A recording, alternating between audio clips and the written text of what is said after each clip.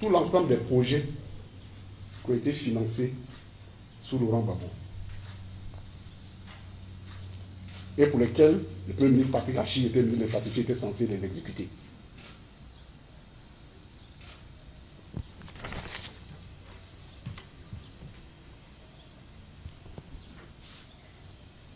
Vous savez tous, quand on est arrivé, la situation de la crise était telle que le président a fait 3 mois après on a commencé à l'attaquer. Mais il fallait à la fois gérer la crise et gérer l'État. Et l'un des objectifs du président Gbagbo, c'était de dire il faut qu'on finisse avec la dette. Le président donc a engagé son pays dans le PPTE.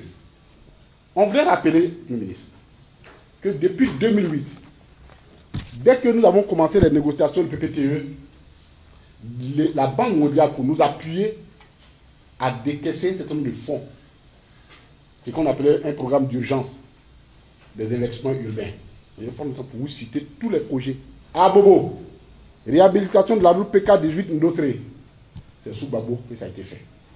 Si le Premier ministre Patrick Achi a oublié, nous on n'a pas oublié. Sur 2 km, ça a été financé par un total de 1,557 milliard. Aménagement et bitumage de la route Abobo-Akekwa. 2,6 km. Ça a été réalisé sous Laurent Gbagbo. Cocody. Bitumage de la voie d'accès au village de Mbadon. 3,7 km. Le coût, 2,819 millions. Bitumage des voies contiguës à la voie d'accès au village de Mbadon. 5,3 km. Ça nous a coûté 3 milliards. Travaux de voirie de la Palmeraie et de Bonhomme. Sur 7,7 des routes. Une route sur 7,7 km. Ça nous a coûté 4 milliards. Travaux d'aménagement et de bitumage de la voie Maou, voie du zoo. C'est Laurent Gbagbo qui a fait ça. Je parle de 2010. C'est les financements que Laurent Gbagbo a acquis. Et les travaux avaient commencé. Travaux d'aménagement du bitumage de la voie Latri à Bobo Baoulé. Réhabilitation de la voirie du plateau d'Okui et de Cocody Centre. Pour 6,6 km. Réhabilitation du bitumage des voies de déviation dans le cadre de la construction de l'échangeur de la Riviera 2. Le fameux échangeur. Là, où il dit cet échangeur a été financé, les financements avaient été obtenus dès que nous avons signé le point d'accompagnement. Donc c'est un projet du président Laurent Gbagbo. Le financement existait. Le mérite de l'équipement, ça ferait en ce temps à Patrick Achi. C'est lui qui n'a pas fait son travail. Il faut lui dire ça.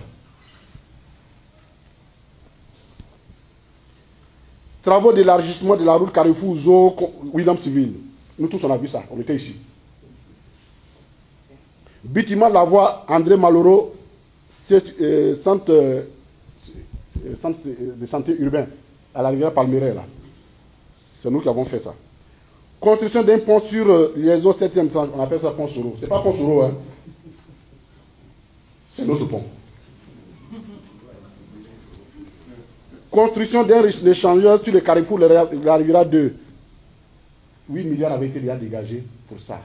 Sous Laurent Gbagbo. Sous Laurent Gbagbo. Yopougon. Traitement des points critiques, Sadigiba et Pont Jesco.